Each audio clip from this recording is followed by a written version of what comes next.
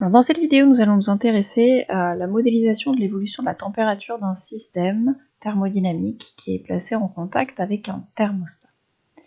Alors tout d'abord, la première chose qu'on va faire, c'est de définir ce que c'est qu'un thermostat. Alors un thermostat en thermodynamique, c'est pas la même chose qu'un thermostat dans la vie courante. Un thermostat dans la vie courante, c'est un dispositif qui permet de fixer la température d'une pièce ou du four, alors qu'en thermodynamique, un thermostat, ce sera un système pour lequel on pourra considérer que la température est constante, bien que ce système puisse réaliser des échanges thermiques avec d'autres systèmes. Si on analyse un peu plus finement la situation, si le système thermostat échange de l'énergie thermique avec d'autres systèmes, soit il reçoit de l'énergie, soit s'il fournit de l'énergie à d'autres systèmes, sa température ne devrait pas rester constante. En réalité, le thermostat sera un système de taille suffisamment importante pour que ces variations de température puissent être considérées comme négligeables. Alors on se limitera dans notre étude à des thermostats qui seront des fluides, à savoir comme par exemple un thermostat liquide qui peut être l'eau. Par exemple, si je place une bouteille pour la refroidir dans l'eau d'un lac de montagne, eh bien, les échanges thermiques réalisés entre cette bouteille et le lac ne vont pas permettre de faire varier la température du thermostat, à savoir le lac de montagne. Si je m'intéresse à un thermostat sous forme gazeuse, je peux m'intéresser par exemple à l'air. Si je considère une tasse de café chaud que je pose sur la table de la cuisine, eh bien, les échanges thermiques qui auront lieu entre la tasse de café et le thermostat, à savoir l'air de la cuisine, ne vont pas permettre de modifier la température globale de l'air dans la cuisine. Et donc je vais pouvoir considérer l'air de la pièce comme étant un thermostat. Je peux faire le même constat si au lieu de placer un système avec une température supérieure à celle du thermostat, je place un système en contact avec ce thermostat à une température inférieure à celle du thermostat. Si par exemple on sort une bouteille d'eau, une canette du réfrigérateur, on pose ça sur la table de la cuisine, il va y avoir des échanges thermiques qui vont s'effectuer entre le thermostat et la canette ou la bouteille qu'on aura sortie du réfrigérateur, mais ces échanges thermiques ne vont pas permettre globalement de modifier la température de l'air de la cuisine. Voilà pour la définition d'un thermostat. Alors on va s'intéresser maintenant à un système en contact avec un thermostat et on va essayer de modéliser l'évolution de la température de ce système qu'on va mettre en contact avec un thermostat.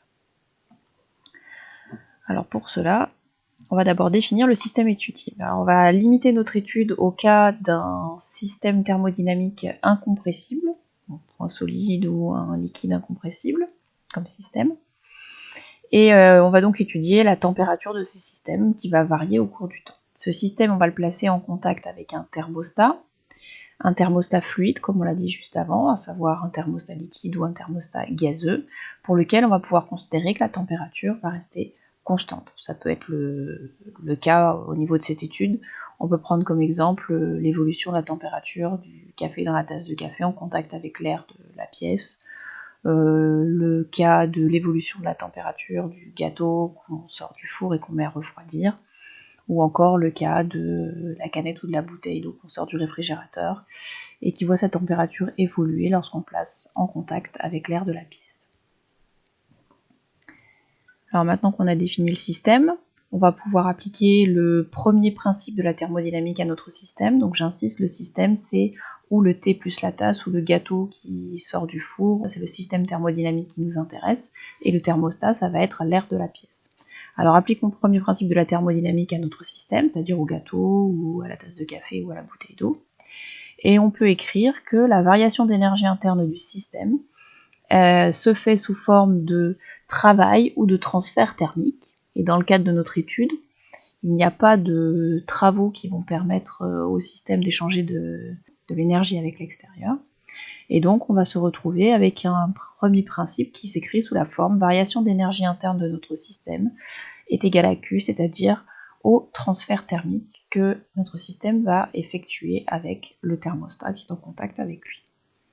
Alors la variation d'énergie interne de mon système incompressible, je peux l'écrire sous la forme masse fois capacité thermique massique fois variation de température du système. Donc ce que je note ΔT ici, c'est la variation de température du système au cours de la transformation que je vais étudier, puisqu'on sait que la température du système va varier au cours du temps. Et d'un autre côté, eh bien, le transfert thermique, je vais pouvoir le modéliser en disant qu'il est égal au flux thermique multiplié par la durée d'étude qu'on va noter ΔT. Alors avant de continuer plus loin notre étude, on va s'intéresser au modèle de la loi de Newton. Le modèle de la loi de Newton s'intéresse au système incompressible fermé, donc on a bien affaire à un système incompressible dans notre étude. Un système fermé, ça veut dire qu'il y a un système qui n'échange pas de matière avec l'extérieur, donc quantité de matière constante.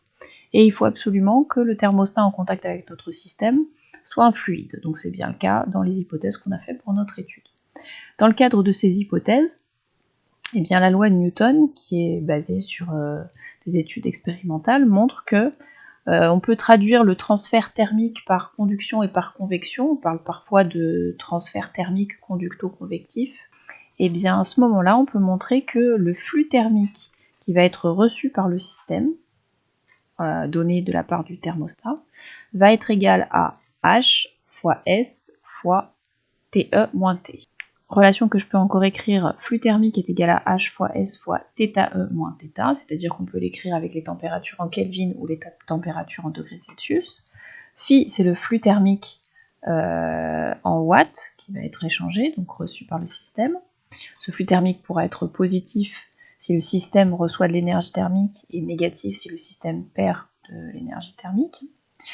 θE moins θ ou TE moins T, c'est la différence de température entre le thermostat et le système. Donc c'est pas une variation de température du système, hein, c'est la différence de température qui existe à un instant donné entre la température du thermostat et la température de notre système. S, c'est la surface de contact et la surface d'échange entre le système et le thermostat. Et H, c'est un coefficient d'échange qui va dépendre de la nature du thermostat, qui va s'exprimer en watts par mètre carré par Kelvin, ou alors en watts par mètre carré par degré Celsius. Donc on va se servir de cette loi de Newton pour revenir à l'application du premier principe sur le système dont on avait défini tout à l'heure. On va donc établir ce qu'on appelle l'équation différentielle qui va régir l'évolution de la température de notre système au cours du temps.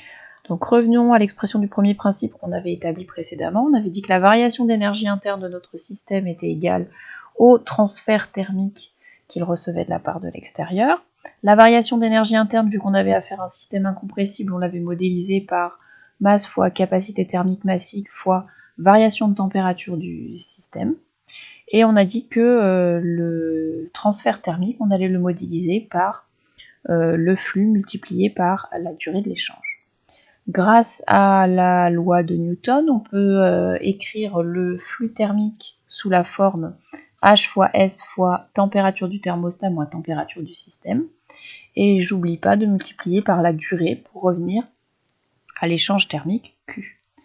Je simplifie cette relation et je la mets sous la forme m fois c fois ΔT, variation de température du système thermodynamique, est égal à h fois s fois température du thermostat moins température du système thermodynamique. Tout ça multiplié par la durée.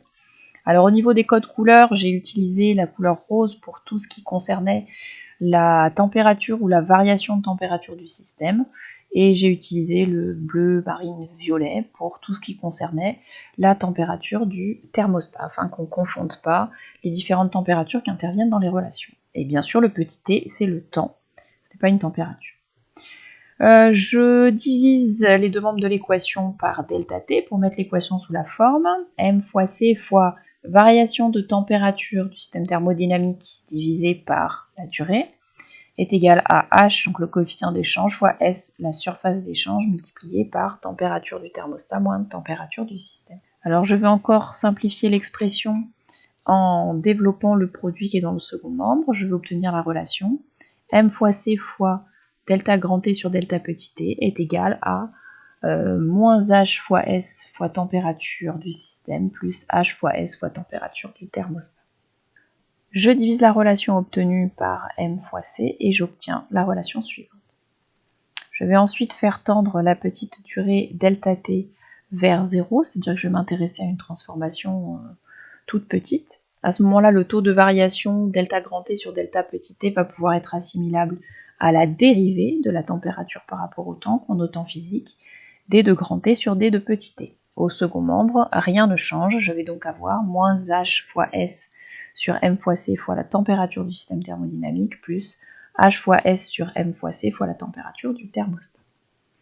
Ce qu'on obtient ici s'appelle une équation différentielle qui va régir le comportement de la température du système thermodynamique grand T, en rose, au cours du temps, petit t. Alors on va faire une pause dans notre raisonnement et on va faire un petit peu de mathématiques. Alors en mathématiques, les équations différentielles, elles s'écrivent de manière un petit peu différente au niveau des notations. Alors une équation différentielle en mathématiques, c'est une équation de la forme y' égale ay plus b. Y' et y sont des fonctions. Y' est la dérivée de y. C'est comme si on avait affaire à une fonction f qui serait une fonction de variable x, mais alors on les note souvent y en mathématiques. Donc en mathématiques, une équation différentielle de la forme y' égale ay plus b, donc équation différentielle, on appelle ça équation différentielle du premier ordre, puisqu'il y a une dérivée première de la fonction y, eh bien on peut montrer qu'elle a une solution de la forme y égale k fois exponentielle de ax moins b sur a. Alors, qu'est-ce que c'est que cette solution? Eh bien, la solution de cette équation, vu que c'est une équation qui fait intervenir des fonctions, eh bien la solution de cette équation va être une fonction. C'est pas une équation avec des réels, c'est une équation différentielle qui fait intervenir des fonctions. Donc la solution de l'équation ne sera pas un réel, mais sera une fonction. Eh bien, la fonction solution de cette équation différentielle, elle va faire intervenir une exponentielle. Le petit a qui intervient dans l'exponentielle, c'est le coefficient qui intervenait devant y dans l'équation différentielle. Et la constante moins b sur a fait intervenir le petit b et le petit a, qui étaient des coefficients qui intervenaient dans l'équation différentielle de tout à l'heure. D'où sort le petit x? Petit x, eh bien, c'est tout simplement la variable de la fonction en mathématiques. La constante k, eh bien, c'est une constante qui sera déterminée en fonction de, soit en mathématiques des données qui vous sont données dans l'exercice, soit en physique en fonction des conditions initiales de l'expérience qui permettront d'établir l'expression ou la valeur de cette constante. Alors prenons des petits exemples simples en mathématiques. On va prendre une équation différentielle du premier ordre la plus simple possible. Imaginons une équation différentielle du genre y' égale y. Si on voulait traduire ça de manière simple, c'est je cherche une fonction dont la dérivée est égale à elle-même. Alors on réfléchit un petit peu et puis on se rappelle que la fonction exponentielle eh bien, va correspondre, va être solution de cette équation différentielle. Et même, toutes les fonctions de la forme un certain nombre multiplié par exponentielle x, eh bien toutes ces fonctions vont pouvoir être solution de cette équation différentielle. Donc on peut écrire que y égale k fois exponentielle x sera solution de cette équation différentielle. Et on se rend compte que ça correspond bien à la solution qui avait été proposée ci-dessus, à savoir k fois exponentielle ax, avec a ici qui est égal à 1, moins b sur a, ici b étant égal à 0, et bien on n'a pas de coefficient moins b sur a. Alors on peut prendre un petit exemple pour vérifier, imaginons que je prenne la constante k qui va être déterminée avec les conditions initiales. Imaginons que cette constante k soit égale à 3, et bien avec la constante k égale à 3, et bien on va avoir f de x qui va être égal à 3 exponentielles de x, je dérive ça, je vais obtenir encore 3 exponentielles de x, et la fonction f de x égale 3 exponentielles de x sera bien donc solution de l'équation différentielle y' égale y, puisque la dérivée est égale à elle-même. Et c'est valable pour tout x. Donc ça, c'était un premier exemple simple. Je reste sur un exemple mathématique, je complique un tout petit peu l'équation différentielle, et je m'intéresse à l'équation différentielle y' égale 7y. Que veut dire cette équation? Cette équation veut dire que je cherche les fonctions pour lesquelles la dérivée est égale à 7 fois la fonction initiale.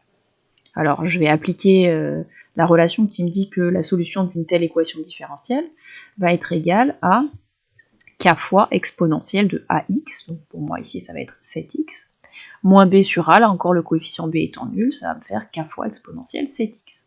K sera toujours une constante qui sera déterminée soit grâce aux données de l'énoncé en maths, soit grâce aux conditions initiales en physique. Imaginons que cette constante k grâce aux données de l'énoncé soit égale à 2, et bien je vais avoir la fonction suivante, f de x égale 2 fois exponentielle de 7x. Je vais calculer la dérivée de cette fonction, donc je vais avoir 2 fois 7 fois exponentielle de 7x, et je vérifie bien qu'effectivement la dérivée de cette fonction est égale à 7 fois la fonction elle-même. C'est valable pour tout x, donc la fonction correspondante va bien être solution de l'équation différentielle. Et puis on pourrait continuer avec des exemples plus compliqués en mathématiques, mais on voit bien que globalement, ça a l'air de fonctionner, et puis on a mis en application sur quelques exemples pour que vous voyez à quoi ça ressemble et comment utiliser cette solution-là. Moi, la démonstration ici ne m'intéresse pas, on va juste utiliser la solution telle qu'elle est proposée par les mathématiques. Alors revenons à notre équation. On va essayer de résoudre l'équation différentielle qui correspondait au comportement d'un système thermodynamique qu'on avait mis en contact avec un thermostat. On voulait étudier sa température, l'évolution de sa température au cours du temps. Et je vous rappelle qu'on avait établi une équation, qui est une équation différentielle, qui fait intervenir une dérivée, la dérivée de la température par rapport au temps. Et cette équation, on l'a mise sous la forme dérivée de la température par rapport au temps est égale à moins h fois s sur m fois c fois cette température du système thermodynamique plus une constante, à savoir h fois s sur m fois c fois la température du thermostat. Cette équation différentielle, on l'a mis en fait sous une forme bien particulière qu'on appelle la forme canonique, qui fait que cette équation différentielle ressemble à l'équation différentielle donnée par les mathématiques et dont je viens de parler juste avant. C'est-à-dire l'équation différentielle est mise sous la forme y' égale AY plus B. Dans ce cas, on sait que la solution va être de la forme y égale k fois exponentielle à x moins b sur a. Il suffit donc, lorsque l'équation différentielle a été mise sous la forme canonique, eh bien d'identifier pour savoir qui est le coefficient a et qui est le coefficient b. On voit donc ici le coefficient a, c'est moins h fois s sur m fois c. Le coefficient b, eh bien ça va être h fois s sur m fois c multiplié par la température du thermostat. Et donc la petite constante moins b sur a que je dois faire intervenir dans la solution, eh bien après simplification, je me rends compte que cette constante, ça va être la température du thermostat. On peut donc revenir à la solution d'équation différentielle qu'on avait obtenue, qu'on avait établie, à savoir que la température du système thermodynamique au cours du temps va être égale à k fois exponentielle de moins h fois s sur m fois c multiplié par t. Alors dans l'expression de la solution en mathématiques, la variable était x, en physique, et dans le cas de notre étude, la variable c'est le temps, donc je ne mets pas x mais je mets t, plus, et on a dit que la constante moins b sur a, plus on avait dit que la constante moins b sur a était égale à te, et donc la température va évoluer selon cette loi-là, qui va être la solution de l'équation différentielle. Alors on a quasiment obtenu le résultat qu'on recherchait, à savoir comment évolue la température du système thermodynamique au cours du temps. Il nous manque la valeur de la constante K qui est à déterminer. Alors comme on avait déjà fait en mathématiques, pour déterminer cette constante, on dit que c'est une constante d'intégration, et bien on va avoir besoin des conditions initiales dans lesquelles se trouvait notre système à t égale 0. Et bien à t égale 0, la température elle va être donnée dans l'énoncé, donc la température du système thermodynamique sera égale à une température qui sera la température initiale, que j'ai notée Ti ici. Je vais utiliser cette température en reportant la valeur de t égale 0 dans l'expression qu'on vient d'établir, dans la solution de l'équation différentielle, et à ce moment-là, lorsque t vaut 0, je vais remplacer la température T en rose de mon système thermodynamique par sa température Ti initiale, ce qui me donne Ti égale k fois exponentielle de moins h fois s sur m fois c multiplié par 0, je prends t égale 0, je suis dans les conditions initiales, plus la température du thermostat. Après simplification, je trouve que Ti est égal à K plus Te, et je peux tirer l'expression de K, la constante que je recherchais, qui va être égale à Ti moins Te. Et donc je peux reporter dans l'expression pour obtenir finalement que la température du système thermodynamique va évoluer selon la loi T égale Ti moins Te fois exponentielle de moins H fois S sur M fois C fois le petit temps T, plus la température du thermostat. On pose parfois, alors le petit coefficient qui intervient ici à l'intérieur de l'exponentielle, on peut le noter comme étant moins 1 sur taux, donc on pose parfois taux égale m fois c sur h fois s, qui va être homogène à un temps, et cette grandeur taux, on va l'appeler le temps caractéristique ou encore constante de temps du système. Alors intéressons-nous maintenant à la représentation graphique de cette fonction mathématique, ce qui sera peut-être un petit peu plus parlant au niveau de l'évolution de la température du système thermodynamique au cours du temps. Alors dans un système d'axe qui va me donner température au cours du temps, bien à t égale 0, je me retrouve avec la température initiale du système, c'est les conditions initiales. Lorsque je fais tendre t vers plus l'infini, eh bien la température va se rapprocher de la température du thermostat, on va atteindre un équilibre thermique et le système thermodynamique atteindra la température du thermostat. Et entre les deux, je vais avoir une décroissance exponentielle et donc la courbe va ressembler à la courbe rose qui est présentée ici. Alors je vais faire une petite remarque pour dire que à 1% près, au bout d'une durée égale à 5 taux, on a la température du système thermodynamique qui peut être considérée comme étant égale à celle du thermostat. Ça se démontre mathématiquement en repartant de la loi d'évolution de la température au cours du temps qu'on a établi précédemment. Et de la même manière, ça se démontre aussi. On peut montrer que si on trace la tangente à l'origine de cette courbe représentant la température du système thermodynamique au cours du temps, et bien si on trace cette tangente à l'origine, la tangente à l'origine va couper l'asymptote, à savoir l'asymptote t égale te, pour une durée égale à taux, le temps caractéristique du système ou la constante de temps du système. Donc c'est un moyen de la déterminer grâce au graphique.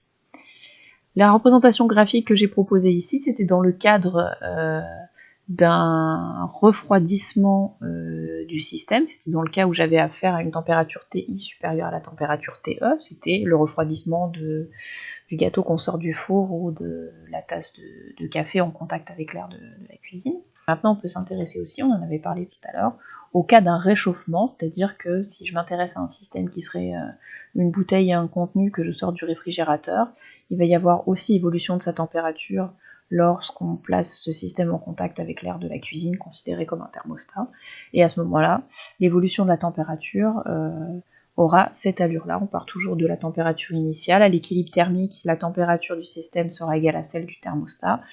Évolution exponentielle entre les deux. Et de la même manière, on va pouvoir retrouver qu'au bout d'une durée de 5 taux, on a la température du système qui est quasiment égale à 1% près à la température du thermostat. Et en traçant la tangente à la courbe à l'origine, on va retrouver que cette tangente à l'origine coupe l'asymptote au bout d'une durée t égale petit taux.